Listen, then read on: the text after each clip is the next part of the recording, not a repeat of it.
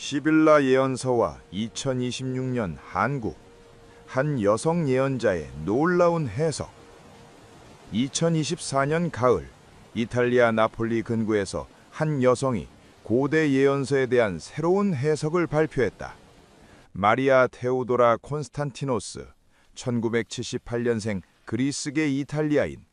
그녀는 테살로니키 대학에서 고전 문헌학 박사 학위를 받은 정통 학자였지만 30대 초반 심각한 질병을 겪은 이후 자신이 시빌라의 진정한 계승자라고 주장하기 시작했다. 마리아의 가계는 특이했다. 비잔틴 제국 시대 사제 가문의 후손이라는 그녀의 주장을 확인할 방법은 없지만 그녀의 어머니가 정교회 전통과 민간 신앙을 혼합한 독특한 영성 수행을 했다는 것은 사실로 보인다. 어린 시절부터 고대 그리스어로 된 텍스트들을 접하며 자란 그녀는 자연스럽게 고전 문헌학의 길로 들어섰고 특히 후기 고대의 묵시문학에 관심을 가졌다. 그러나 2010년 그녀의 삶은 급변했다. 원인 불명의 고열과 환각 증세로 병원에 입원했던 그녀는 회복 과정에서 계시를 받았다고 주장했다. 쿠마이의 시빌라가 그녀에게 나타나 고대 예언서의 진정한 의미를 깨닫게 해주었다는 것이다. 가족들은 걱정했고 학계 동료들은 거리를 두기 시작했다. 하지만 마리아는 멈추지 않았다. 그녀는 학계를 떠나 독립연구자가 되었고 시빌라 예언서에 대한 자신만의 해석 체계를 구축하기 시작했다. 고전 텍스트 연구, 수비학적 연대 계산, 그리고 자신이 받았다는 개인적 계시를 결합한 독특한 방법론이었다. 소수의 추종자들이 생겨났고 그녀는 정기적으로 자신의 해석을 발표하기 시작했다. 그리고 2024년 가을 그녀는 가장 대담한 예언을 내놓았다. 2026년부터 시작될 새로운 시대, 그리고 그 중심에 있을 해 뜨는 곳의 땅에 대한 이야기였다. 고대의 목소리, 시빌라 예언서란 무엇인가? 마리아의 주장을 이해하려면 먼저 시빌라 예언서가 무엇인지 알아야 한다.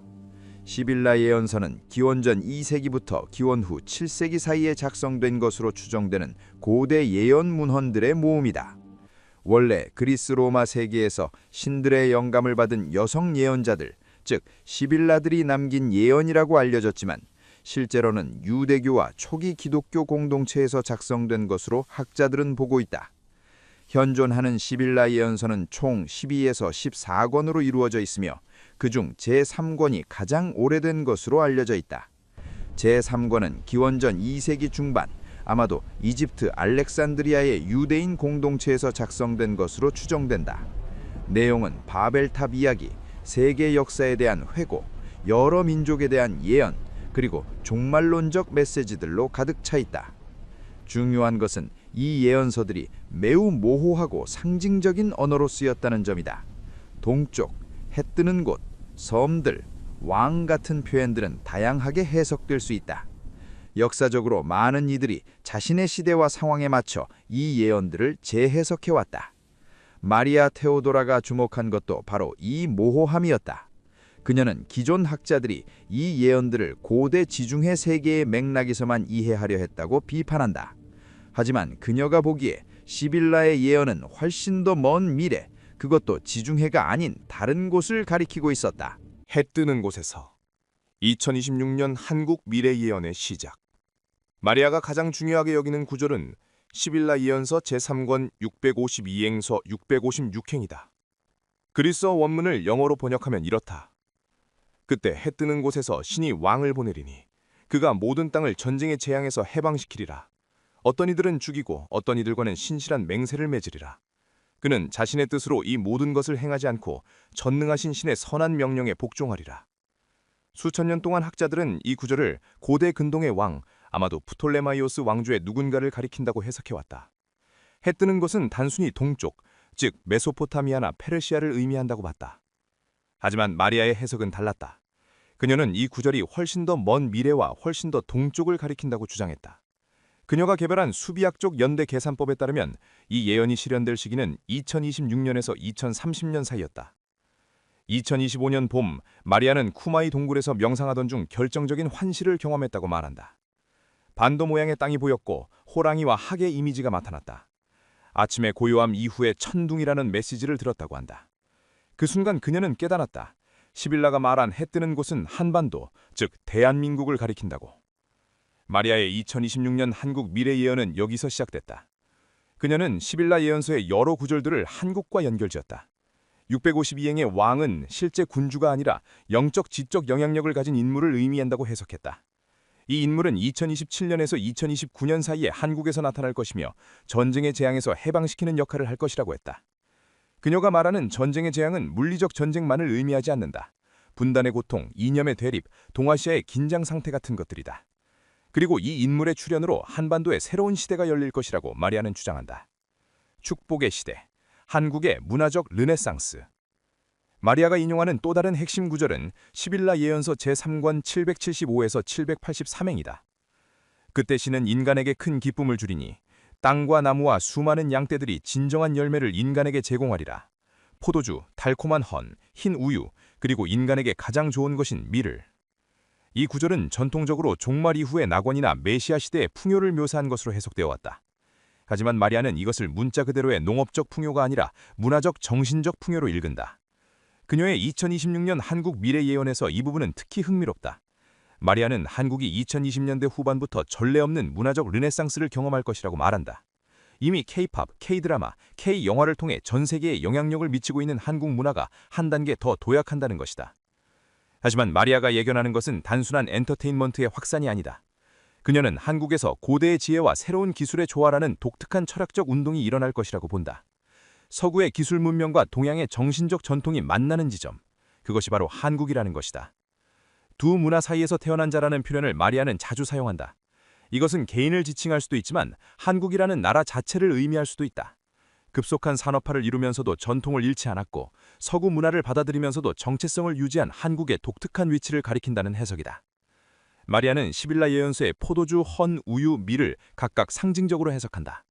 포도주는 기쁨과 축제, 즉 문화예술의 융성을, 헌은 달콤함과 치유, 즉 정신적 위안을, 우유는 영양과 성장, 즉 교육과 지식의 확산을, 밀은 생명의 양식, 즉 새로운 사상과 철학의 탄생을 의미한다고 본다. 격변이 전의 징후, 2026년부터 시작될 변화.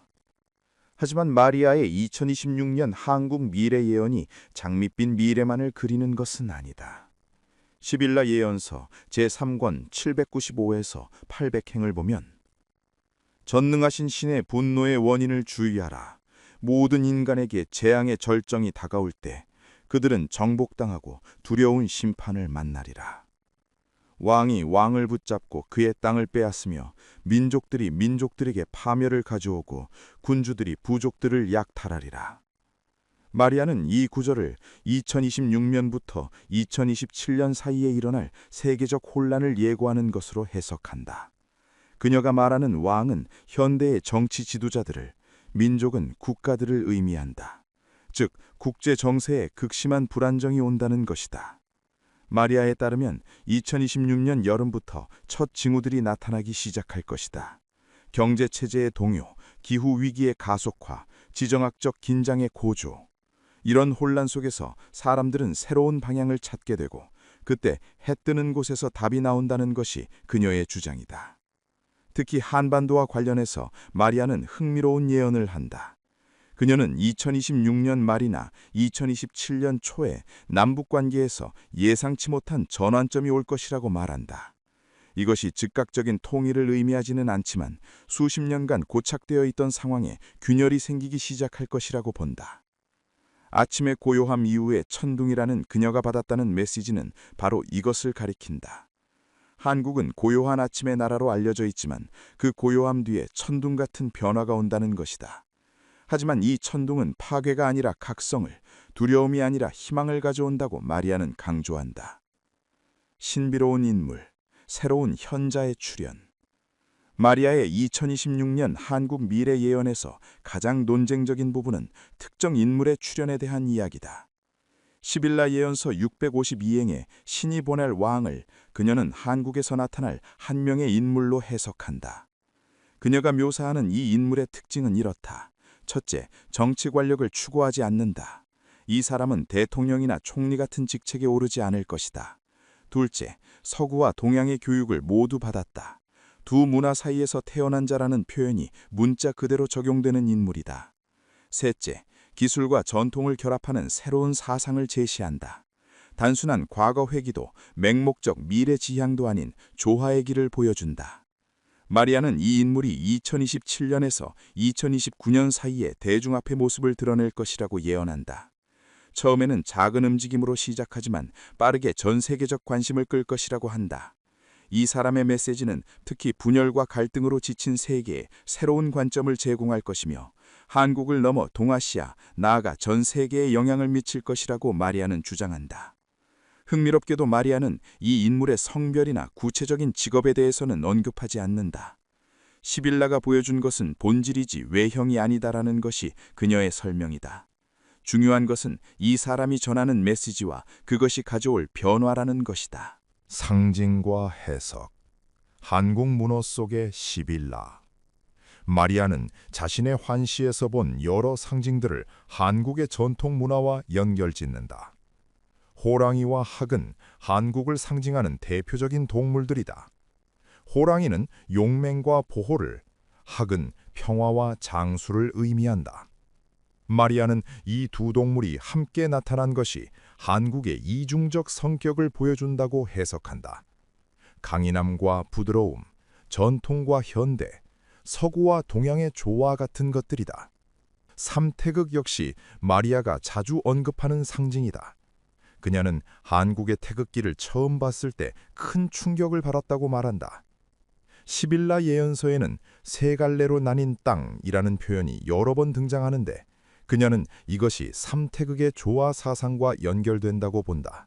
마리아의 해석에 따르면 시빌라가 예견한 새로운 시대는 이분법적 대립을 넘어서는 시대다. 서양 대 동양, 전통 대 현대, 영성 대 기술 같은 이분법을 초월하는 제3의 길, 그리고 그 길을 보여줄 곳이 바로 한국이라는 것이다. 그녀는 한국의 한 개념에도 주목한다. 깊은 슬픔과 아픔을 승화시켜 창조적 에너지로 전환하는 한국 특유의 정서.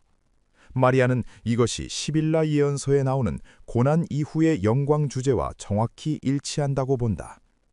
한국은 20세기에 겪은 수많은 고난들을 통해 오히려 더 강해졌고 그 경험이 21세기의 세계에 줄 수 있는 지혜의 원천이 된다는 해석이다. 회의론과 반박, 학계의 시선. 당연히 마리아의 2026년 한국 미래 예언은 학계에서 거의 받아들여지지 않는다. 고전 문학학자들은 그녀가 고전 텍스트를 자의적으로 해석하고 있다고 비판한다. 시빌라 예언서는 고대 2세기 지중해 세계의 역사적 맥락에서 이해되어야 하며 21세기 한국에 적용하는 것은 학문적으로 타당하지 않다는 것이다. 한국의 종교학자들 중 일부는 마리아의 해석에 관심을 보이면서도 신중한 태도를 유지한다. 서울의 한 대학 교수는 익명을 조건으로 이렇게 말했다. 고대 예언서를 현대에 적용하는 것 자체가 문제라고는 생각하지 않습니다. 종교와 예언은 원래 그런 식으로 작동해 왔으니까요. 다만 마리아 씨의 해석이 과연 텍스트에 근거한 것인지 아니면 본인의 바람을 투영한 것인지는 분명하지 않습니다. 심리학자들은 마리아의 경험을 다른 각도에서 분석한다. 그녀가 30대 초반에 겪은 심각한 질병과 그 이후의 환시는 외상 후 스트레스나 해리 증상일 가능성이 있다는 것이다. 고열로 인한 선망 상태에서 본 환각이 회복 과정에서 종교적 경험으로 재해석되었을 수 있다는 분석도 있다.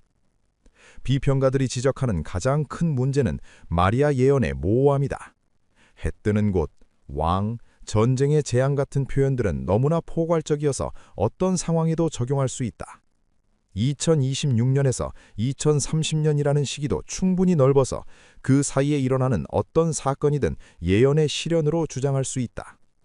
또한 한국의 부상하는 국제적 영향력을 단순히 이용했다는 비판도 있다. 2020년대 들어 한국 문화가 전 세계적으로 주목받고 있는 것은 사실이다. 마리아가 이런 현상을 보고 사후적으로 시빌라 예언서와 연결지었을 가능성을 배제할 수 없다는 것이다. 추종자들의 믿음, 시간이 증명할 것. 하지만 마리아에게는 소수지만 열정적인 추종자들이 있다. 이탈리아, 그리스, 그리고 흥미롭게도 한국에서도 그녀의 해석에 관심을 보이는 이들이 생겨났다. 이들은 정기적으로 마리아의 강연에 참석하고 그녀가 발표하는 새로운 해석들을 공부한다. 서울에 사는 30대 직장인 김모 씨는 이렇게 말한다. 처음에는 그냥 흥미로운 이야기 정도로 생각했어요. 근데 마리아 선생님의 해석을 들으면 들을수록 뭔가 설득력이 있다는 느낌을 받았습니다. 한국이 세계 문화의 중심이 될 거라는 예언이 자랑스럽기도 하고요. 주종자들이 가장 흥미로워하는 부분은 2026년 여름부터 나타날 것이라는 징후들이다. 마리아는 구체적인 사건을 예측하지는 않지만 한반도를 둘러싼 국제 정세에서 예상치 못한 변화가 시작될 것이라고 말한다. 주종자들은 2026년이 다가올수록 더욱 주목하고 있다. 마리아 자신은 비판에 대해 차분한 태도를 유지한다. 저는 학자로서 제 해석을 제시할 뿐입니다. 믿거나 말거나는 각자의 선택이죠. 다만 2026년, 2027년이 지나면서 사람들이 스스로 판단할 수 있을 겁니다. 시간이 제 해석이 옳았는지 틀렸는지 증명해 줄 거예요. 그녀는 여전히 정기적으로 쿠마이 근처의 고대 동굴을 방문해 명상한다고 한다. 그곳에서 새로운 계시를 받는지는 알 수 없지만 그녀는 자신이 시빌라의 전통을 이어가고 있다고 굳게 믿고 있다. 2026년을 향하여 예언과 현실의 만남. 마리아 테오도라의 2026년 한국 미래 예언은 과연 실현될까? 해 뜨는 곳에서 정말로 새로운 시대를 여는 인물이 나타날까? 한국이 세계 문화와 사상의 중심이 되는 날이 올까? 회의론자들은 단호하게 아니오라고 답한다. 이것은 고대 텍스트의 자의적 해석이며 개인의 환상을 예언이라고 포장한 것에 불과하다는 것이다. 마리아의 예언은 충분히 모호해서 어떤 결과가 나와도 맞았다고 주장할 수 있을 것이라고 본다. 반면 추종자들은 시빌라 예언서가 수천 년 동안 전해져 온 데는 이유가 있다고 믿는다. 고대의 지혜는 시대를 초월하며 마리아는 그 지혜를 현대에 맞게 해석하는 통로일 뿐이라는 것이다. 그리고 한국이라는 나라가 가진 독특한 위치와 잠재력을 생각하면 그곳에서 새로운 무언가가 시작된다는 예언이 전혀 터무니없지 않다고 본다. 어쩌면 진실은 그 중간 어딘가에 있을지도 모른다. 마리아의 구체적인 예언들이 문자 그대로 실현되지 않더라도 그녀가 포착한 시대의 흐름 자체는 의미가 있을 수 있다. 한국이 21세기에 문화적, 사상적으로 중요한 역할을 할 것이라는 예측은 많은 전문가들도 동의하는 부분이다. 2026년은 이제 몇 달 남지 않았다. 곧 우리는 마리아 테오도라의 예언이 공허한 말에 불과했는지 아니면 어떤 진실을 담고 있었는지 알게 될 것이다. 한반도에서 그리고 세계에서 어떤 변화들이 시작될지 시간만이 답을 줄 수 있을 것이다. 고대 시빌라의 목소리가 정말로 21세기 한국을 예언했을까? 아니면 이것은 한 여성의 개인적 믿음일 뿐일까? 어느 쪽이든 마리아 테오도라와 그녀의 2026년 한국 미래 예언은 우리에게 하나의 질문을 던진다. 우리는 미래를 예측할 수 있는가? 아니면 단지 현재의 희망과 두려움을 미래에 투영할 뿐인가? 답은 곧 드러날 것이다. 이상으로 예언가 마리아의 2026년 한국 미래 예언을 마칩니다. 재밌게 보셨다면 좋아요와 응원의 댓글 남겨주시면 감사하겠습니다. 시청해주셔서 감사합니다. 지금으로부터 30년 전, 한 남자가 책을 썼습니다. 아무도 믿지 않았죠. 출판사도, 학계도, 언론도. 그저 글자학자의 망상이라고 했습니다. 그런데 그 책 속 내용이 하나씩 하나씩 현실이 되기 시작했습니다. 보이지 않는 거미줄이 전 세계를 뒤덮고 사람들이 작은 유리판을 손에 들고 다니게 되고 황금으로 세운 탑들이 흔들리던 날 사람들은 비로소 그 책을 다시 꺼내 들었습니다. 그리고 그 책 안에는 한국에 대한 이야기가 담겨 있었습니다. 단순한 언급이 아니었습니다. 2026년부터 시작될 한국의 변화. 2028년, 2030년, 2033년, 그리고 2035년. 구체적인 연도가 적혀 있었습니다. 한국이 세계의 시험장이 된다고. 한국이 새로운 길을 먼저 만든다고. 한반도의 남과 북이 작은 문을 다시 연다고. 여러분, 믿으시겠습니까? 오늘은 30년 전 기록된 한국 미래 예언 마르틴 슈라이버의 이야기를 전해드립니다. 처음부터 끝까지 함께 해주세요. 1978년 12월 23일 새벽 4시, 동방의 오래된 땅, 북쪽 사막지대의 폐허가 된 수도원 지하. 한 남자가 손전등 하나에 의지해 석실 벽면을 더듬고 있었습니다. 기온은 영하로 뚝 떨어져 있었고 그의 입김이 하얗게 피어올랐습니다. 벽면의 틈새를 발견한 지 꼬박 3시간째였습니다. 돌을 하나씩 조심스럽게 빼내자 그 뒤에 작은 공간이 모습을 드러냈습니다. 두꺼운 천으로 감싸인 무언가. 천을 걷어내는 순간 수천 년의 시간이 압축된 냄새가 코를 찔렀습니다. 1800년이 넘은 고대 문서였습니다. 손전등이 깜빡였고 그 어둠 속에서 그는 직감했습니다. 지금 이 순간이 역사를 바꿀 수 있다는 것을.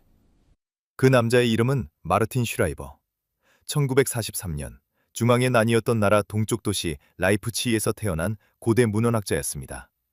1968년 장벽을 넘어 서쪽으로 건너간 그는 이후 알프스 인근 대학에서 고대 문헌학을 전공했습니다. 1970년대 초반 그는 북아프리카 사막에서 1945년 발굴된 고대 코덱스 연구팀에 합류했습니다. 그 코덱스는 13개의 파피루스 묶음에 담긴 52개의 텍스트로 기존 제도권 신앙이 오랫동안 숨겨온 또 다른 사상적 전통을 담고 있었습니다. 그 가르침의 핵심은 단 하나였습니다. 외부의 권위가 아니라 내면의 직접적인 알물 통해서만 진리에 다가갈 수 있다는 것. 슈라이버는 이 사상에 완전히 매료되었고 이 관점으로 현대 세계를 해석하기 시작했습니다. 그는 단순히 고문서를 연구하는 학자가 아니었습니다. 고대의 지혜를 현재의 언어로 풀어내려는 탐구자였습니다. 그리고 그 탐구는 1978년 동방의 오래된 땅에서 전혀 예상치 못한 방향으로 전환됩니다. 그리고 1978년 그는 동방의 오래된 땅에서 공식 기록에 남지 않은 또 하나의 고대 문서를 발굴합니다. 허가 없이 이루어진 발굴이었고 그는 문서를 몰래 알프스 인근으로 가져왔습니다. 학계는 의심했고 진위 논란도 일었습니다. 슈라이버는 1978년부터 1993년까지 15년간 알프스의 작은 마을 엥겔베르크에 홀로 온둔하며 그 문서를 해독했습니다. 15년.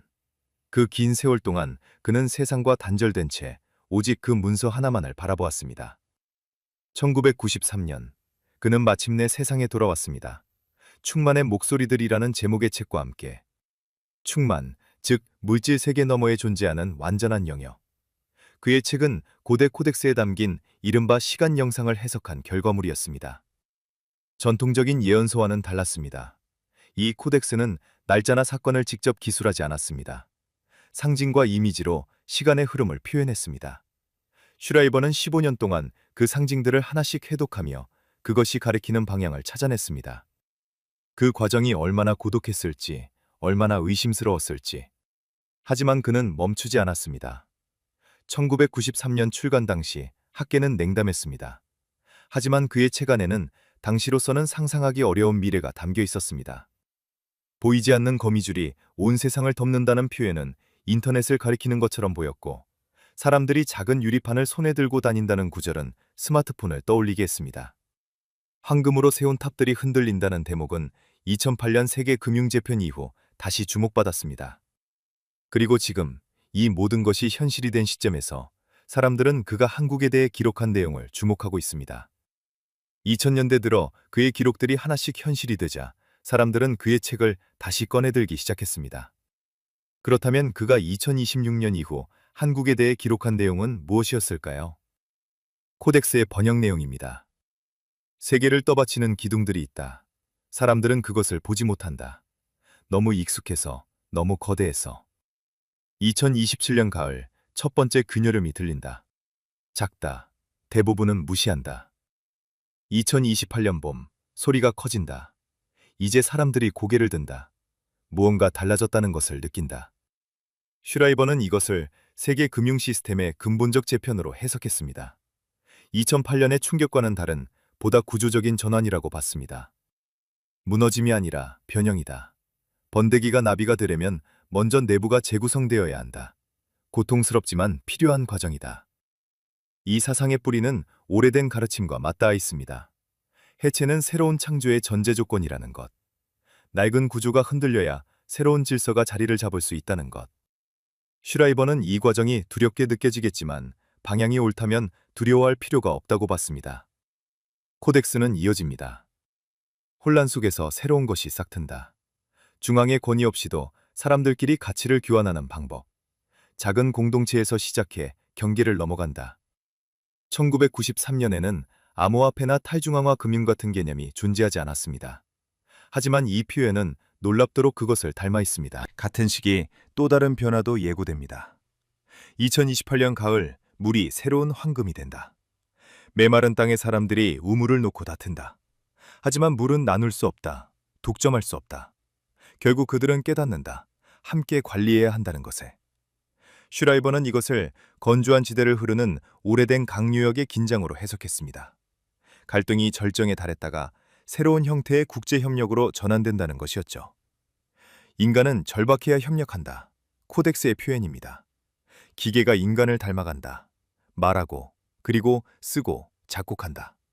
사람들이 감탄한다. 두려워하기도 한다. 이것이 새로운 창조의 시대인가, 아니면 정교한 모방의 시대인가? 슈라이버는 이것을 인공지능 시대의 본격 도래로 해석했습니다. 1993년에 기계가 시를 쓰는 시대를 기록했다는 것 자체가 놀랍습니다.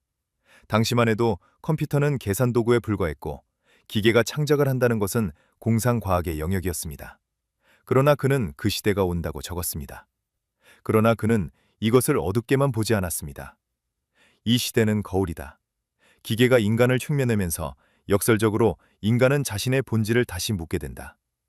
진정한 창조란 무엇인가? 진정한 지능이란 무엇인가? 그의 해석은 이렇습니다. 기계가 많은 것을 할 수 있게 되면 기계가 할 수 없는 것의 가치가 오히려 드러난다는 것. 공감, 직관, 연결, 깨달음. 이것들은 아무리 정교한 기계도 흉내낼 수 없는 인간 고유의 영역이라는 것이죠. 기계가 완벽한 글을 쓸 수 있게 된 시대에 사람들은 오히려 완벽하지 않지만 진심이 담긴 사람의 글을 더 그리워하게 된다는 것. 기계가 모든 답을 줄 수 있게 된 시대에 사람들은 오히려 질문의 소중함을 되찾는다는 것. 슈라이버는 인공지능의 시대를 인간성의 위기가 아니라 인간성의 재발견으로 봤습니다. 이 시기 코덱스는 흥미로운 구절을 담고 있습니다. 세계 곳곳에서 각성자들이 나타난다. 기존 제도권 안내자가 아니다. 새로운 형태의 안내자들이다. 그들은 오래된 지혜를 현대의 언어로 번역한다. 슈라이버는 이것을 전 지구적 현상으로 해석했습니다. 남아시아의 큰 나라에서는 전통 수련과 기술을 결합하는 자가 나타나고 남쪽 대륙의 나라에서는 오랜 자연의 지혜를 도시로 가져오는 자가 등장하며 북쪽의 작은 나라들에서는 자연과 디지털의 균형을 말하는 자가 목소리를 낸다고 했습니다. 각자 다른 곳에서 다른 언어로 다른 방식으로 말하지만 결국 같은 방향을 가리킨다는 것. 슈라이버는 이것을 분산된 각성이라고 불렀습니다. 한 명의 위대한 스승이 나타나는 것이 아니라 수많은 곳에서 동시에 깨어나는 사람들이 생겨난다는 것이죠. 그리고 이어지는 한 문장. 동아시아, 특히 한반도에서는.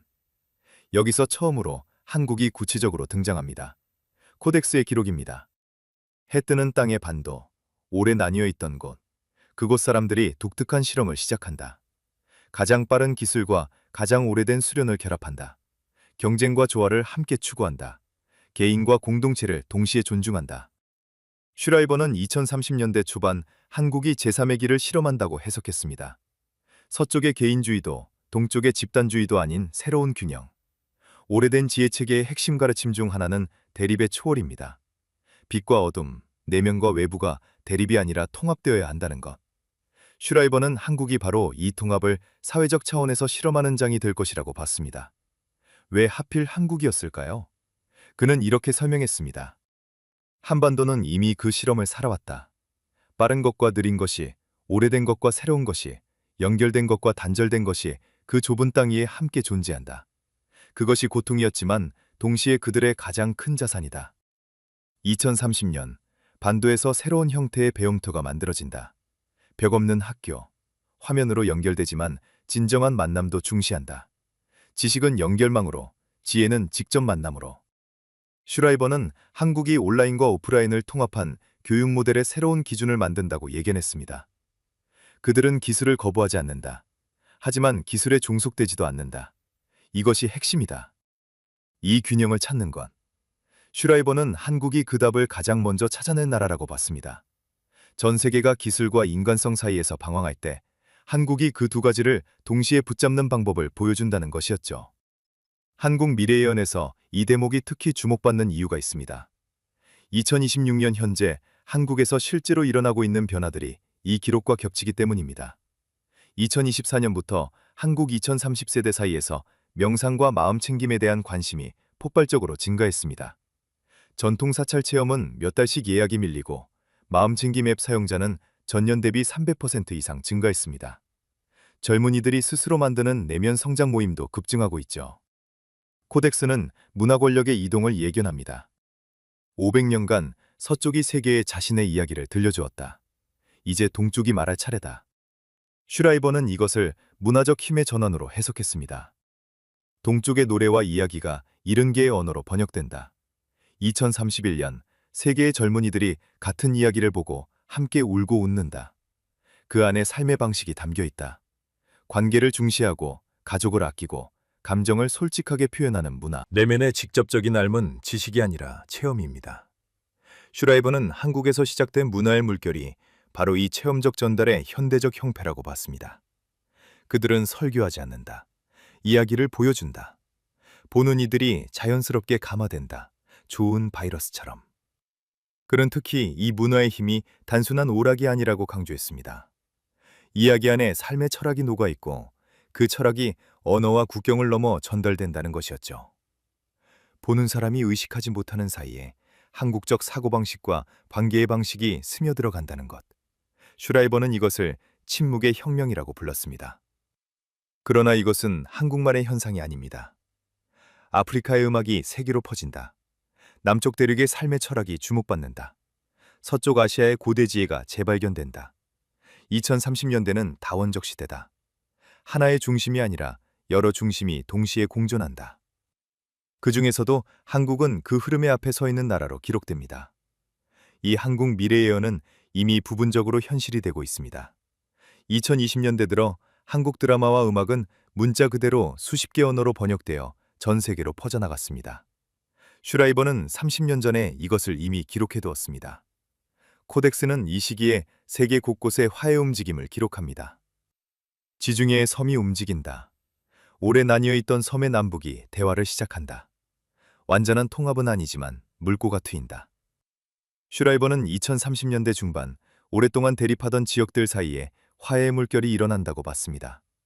동쪽 아시아에서 오래 다투던 두 나라의 젊은이들이 몰래 만나고 서쪽 아시아에서 오래된 적들이 조심스럽게 손을 내밀기 시작한다는 것이었죠. 그는 이 화해의 움직임이 위에서 아래로 내려오는 것이 아니라고 강조했습니다. 지도자들이 먼저 결단을 내리는 것이 아니라 땅 위에서 살아가는 사람들이 먼저 연결되기 시작한다는 것이죠.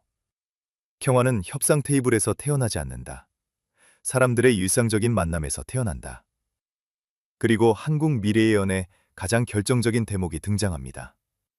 2035년 반도의 남과 북이 작은 문을 연다. 완전히는 아니다. 하지만 틈새가 생긴다. 먼저 스포츠로, 그 다음 예술로, 마지막에 교류로. 젊은이들이 서로를 만난다. 70년의 단절이 낯설게 만들었지만 대화를 시작하면 닮은 점이 더 많다는 것을 깨닫는다. 오랜 가르침은 말합니다. 분리는 환상이라고. 우리가 서로 나뉘어 있다고 느끼지만 본질적으로는 연결되어 있다고. 슈라이버는 한반도의 화해가 바로 이 진리의 정치적 실현이라고 봤습니다. 그들은 원래 하나였다. 외부의 힘이 나눴을 뿐이다. 이제 그들 스스로 다시 연결한다. 한국 미래예언 중 이 대목은 가장 많은 관심을 받는 부분이기도 합니다. 2035년, 지금으로부터 불과 9년 뒤입니다. 그리고 그 시작은 2026년, 바로 지금입니다. 2037년, 새로운 세대가 목소리를 낸다. 2010년대에 태어난 이들이다. 그들이 요구한다. 우리 방식으로 살게 해달라. 코덱스는 이 세대를 경계인들이라고 부릅니다. 그들은 경계를 덜 의식한다. 연결망 공간이 그들의 제2의 고향이다. 하지만 진짜 관계도 갈망한다. 온라인과 오프라인 사이를 자유롭게 넘나든다. 기술에 능숙하지만 기술에 지배당하지 않는다. 슈라이버는 이 세대가 이전 어떤 세대와도 다르다고 봤습니다.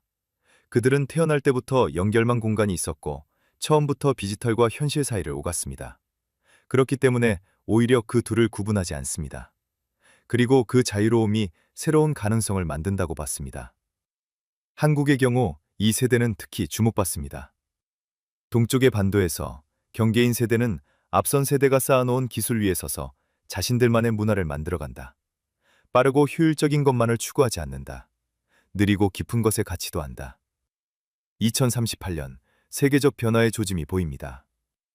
여러 나라에서 동시에 정치적 전환이 일어난다. 새로운 형태의 이끌림이 등장한다. 명령하지 않고 협력한다. 두려움이 아니라 공감으로 이끈다.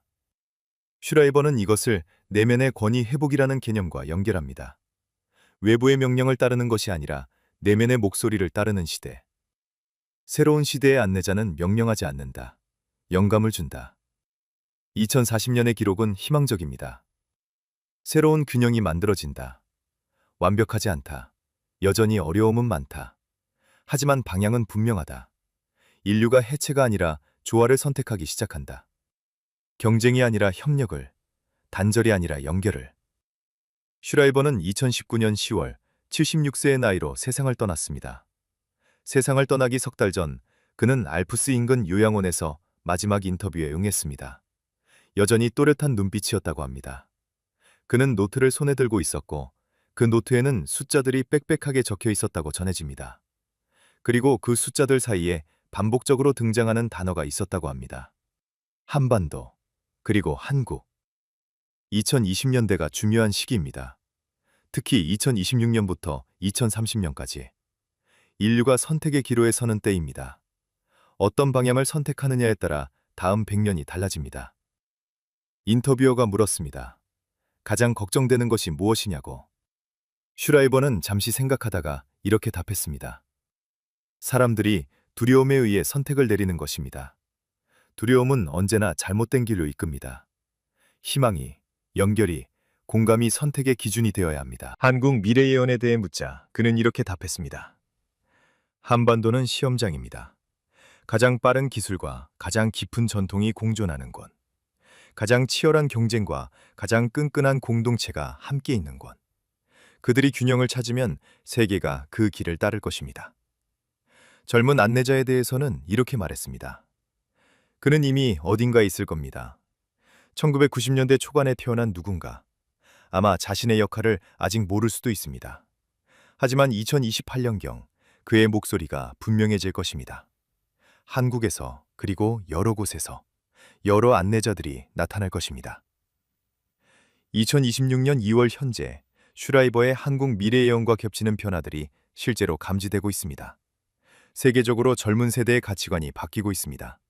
물질적 성공보다 의미 있는 삶을 추구하는 경향이 뚜렷해지고 있죠. 서쪽의 여러 나라들에서는 일하는 방식을 바꾸는 실험이 확산되고 있고 주 4일 근무 시도도 늘어나고 있습니다. 기후 대응도 구체화되고 있습니다. 2025년 열린 기후 정상회의는 실질적 행동 계획을 채택했고 깨끗한 에너지 투자가 처음으로 화석 연료를 앞질렀습니다. 인공지능 규제 논의도 본격화되었습니다. 가장 큰 경제 블록의 인공지능 관련 법이 시행되었고 기술과 인간성의 균형에 대한 사회적 논의가 활발합니다. 그리고 한국입니다. 슈라이버의 한국 미래예언이 특히 주목받는 이유는 2026년 현재 한국의 모습 때문입니다. 2024년부터 한국 젊은 세대 사이에서 명상과 마음챙김에 대한 관심이 폭발적으로 늘었습니다. 전통 수련 체험 시설은 몇 달씩 예약이 밀릴 정도입니다. 마음챙김 앱 사용자는 전년 대비 300% 이상 증가했고 젊은이들이 자발적으로 만드는 내면 성장 모임도 급증하고 있습니다. 가장 빠른 기술과 가장 오래된 수련이 공존하는 나라. 슈라이버가 30년 전에 기록한 바로 그 표현입니다. 그리고 2026년 현재 한국의 모습은 그 기록과 점점 더 닮아가고 있습니다. 우연치고는 너무 구체적입니다. 최근 몇 달 사이 2026 한국 미래예언이라는 키워드로 슈라이버의 기록을 찾는 사람들이 급격히 늘었습니다. 절판되었던 책도 제출간 검토 중이라는 소식도 들립니다. 이유는 하나입니다. 그가 예견한 2028년의 전환이 이제 불과 2년 앞으로 다가왔기 때문입니다. 2028년, 여러분은 이 한국 미래예언을 기억하고 있을 것입니다. 슈라이버의 고대 문서가 진짜인지는 여전히 논란입니다. 학계 대부분은 여전히 회의적입니다. 그러나 부인할 수 없는 것이 있습니다. 그가 30년 전에 기록한 내용과 2026년 현재의 세계, 그리고 한국의 모습이 놀랍도록 겹친다는 사실입니다. 인터넷, 스마트폰, 금융재편, 인공지능의 시대. 하나씩 맞아들어갔습니다.